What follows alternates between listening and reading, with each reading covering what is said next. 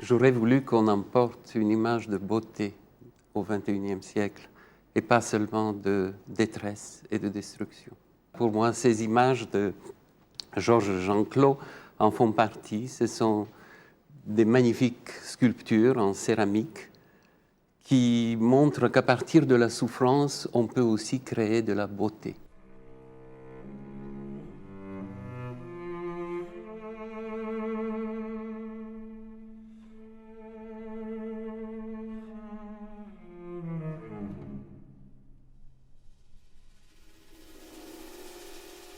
J'ai découvert l'œuvre de Jeanclos parce que, vous savez, son oncle et sa tante ont été précipités dans un puits vivant. C'étaient des Juifs et au cours d'une rafle, ils ont été jetés vivants, tués. Et Jeanclos a créé dans le centre de la France, à côté de Bourges. Ouais. Et Jeanclos a créé un monument qui est un monument magnifique.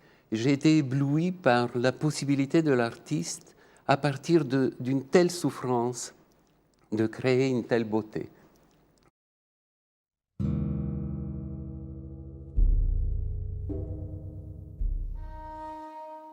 Je suis un modeleur. L'argile m'est familière. Je sais l'humidité propice à la naissance, la fuite dans le temps de l'eau, choisir le bon moment pour faire naître de la terre les images fécondes.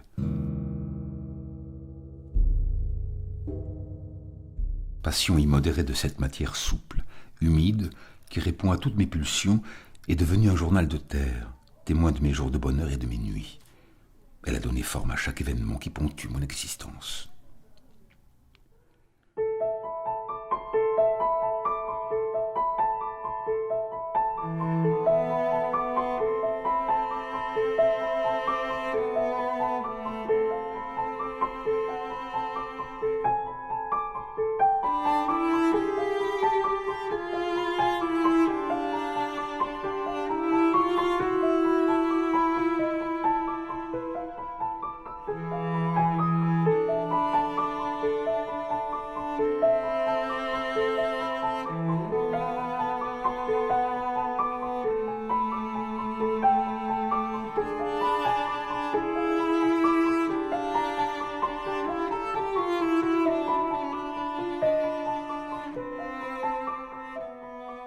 J'ai depuis longtemps supprimé l'armature qui permettait de tenir les masses de terre nécessaires à toute figure réalisée anglaise.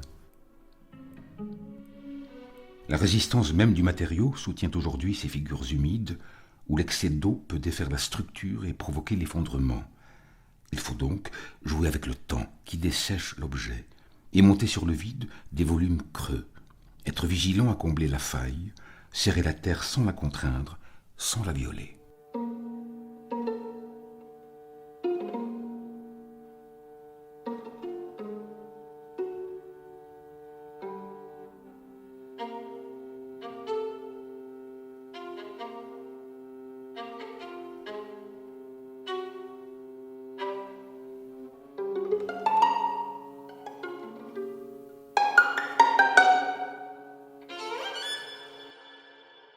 La sculpture, c'est normalement quelque chose de solide, de dur, qui se veut éternel, alors que mon travail est un travail d'une fragilité rare qui tient quelquefois du miracle.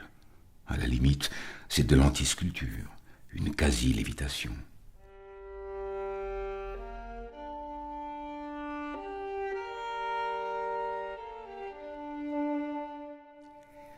Je tiens à cette idée que mes sculptures tiennent le monde en respect.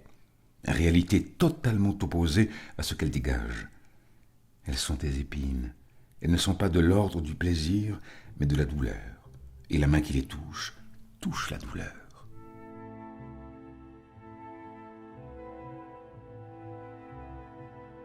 Le corps a explosé après la Première Guerre. Cette déconstruction entreprise dans Les Demoiselles d'Avignon anticipe Verdun et Guernica. Tout est à remonter, à aller chercher épars sur ce champ de bataille. Les membres dispersés, puis se calciner, réduits en cendres dans les camps. Il me faut remonter ce corps, oublier les traumatismes, les choses vues un jour d'été. 1944.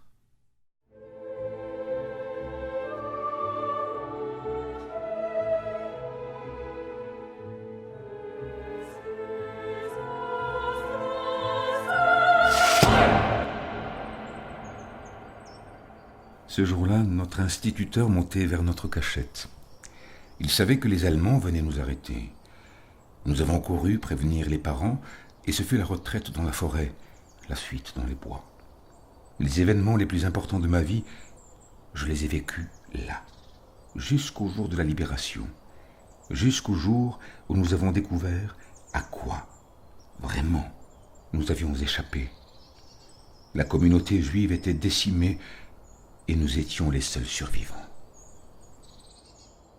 Dans la forêt de Guéry s'élèvent 2 colonnes surmontées de chapiteaux. Elles encadrent, comme les rouleaux de la Torah, les noms des victimes juives d'un crime perpétré en 1944. J'ai voulu modeler cet instant, si bref, où les corps, précipités de force, basculent et commencent leur chute horrible. Les uns après les autres, désarticulés, ils s'entassent au fond du puits. Ils avaient pour seul crime d'être nés juifs. La peur est entrée en moi. Mes rêves aujourd'hui sont encore remplis de ces frayeurs, et ce cri résonne encore dans le noir. Cauchemar répété tout au long de mes nuits.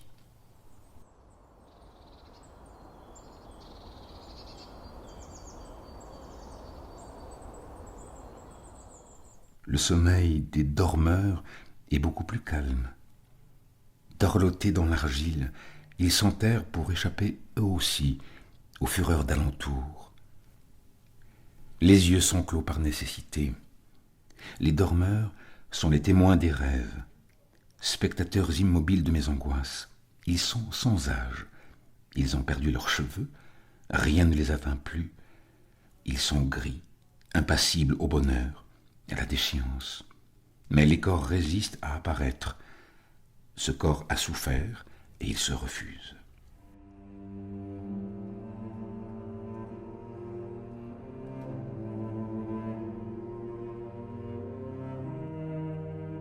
Le visage est ce qui demeure, ce qui résiste, qui apparaît comme ce qui résiste malgré tout.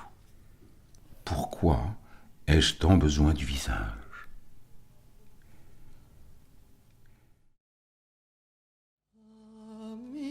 Entends-tu le vol noir des corbeaux sur nos plaines?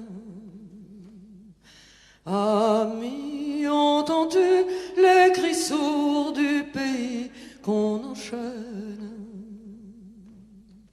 Oh, et partisans, ouvriers et paysans, c'est l'alarme. Ce soir, l'ennemi connaîtra le prix du sang et de l'âme. Pour cette première commande officielle, où il s'agissait d'honorer la mémoire de Jean Moulin, j'ai délaissé le portrait pour l'hommage à la résistance et à son chef. J'ai voulu dresser des stèles, aujourd'hui pareilles au fût des arbres qui les entourent sur les Champs-Élysées. Les feuilles ont disparu pour laisser place à ces figures du sommeil, de l'angoisse et des larmes.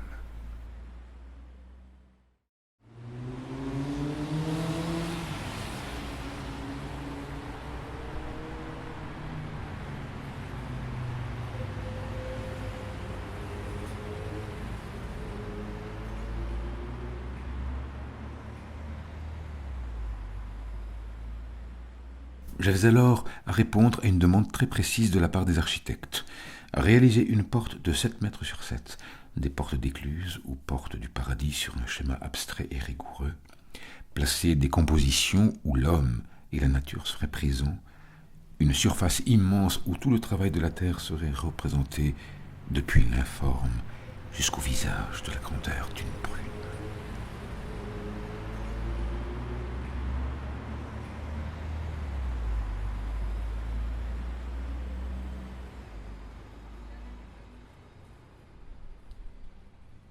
Depuis l'Italie et la Grèce, j'ai beaucoup voyagé, à Bénarès, à Madoura, chez les Torayas, au Ladakh, à Jérusalem.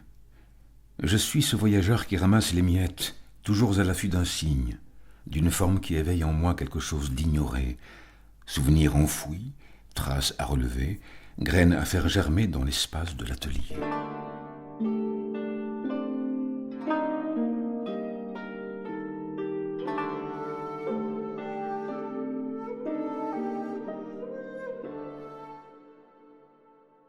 Des jardins de Kyoto, j'ai ramené ces vagues qui ondulent autour de ces figures solitaires, plongées dans une méditation sans fin.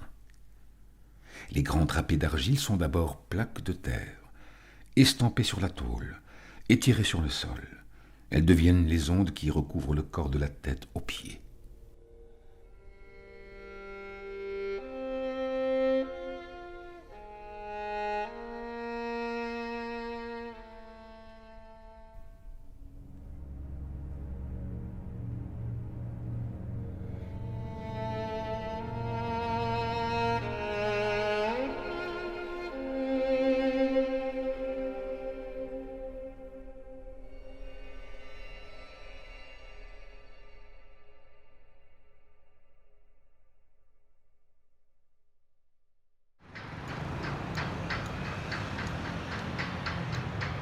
Ce matin, longeant les quais de la Seine, je suis allé revoir ma fontaine Saint-Julien-le-Pauvre, de l'autre côté de la rive, au pied de Notre-Dame. Assis sur un banc encore humide, face à la cathédrale, j'ai cherché mon nom. Au pied des marches, la petite plaque de bronze signale que je suis l'auteur de la fontaine. Je suis venu regarder mon travail, dialoguer avec les tours puissantes, l'Hôtel-Dieu, la préfecture, et derrière moi, Saint-Julien. L'eau qui devrait couler comme une larme brillante parmi les seins de bronze est fermée, et les trois cerfs n'ont pas le museau humide. Pour cette œuvre, j'ai souffert. La hanche réparée, j'ai gravi l'échafaudage. Et voilà qu'aujourd'hui, le cancer me crache au visage. N'ayant pu m'attraper par les jambes, il m'arrache la mâchoire. «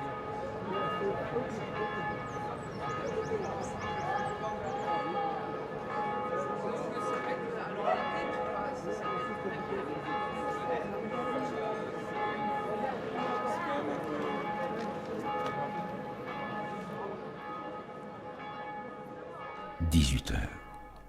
Je rentre à l'atelier jeter un coup d'œil sur l'esquisse du portail de la cathédrale de Lille. Il me faut gagner de vitesse ce poison que je sens dans ma gorge comme une bouchée de chair mal déglutie.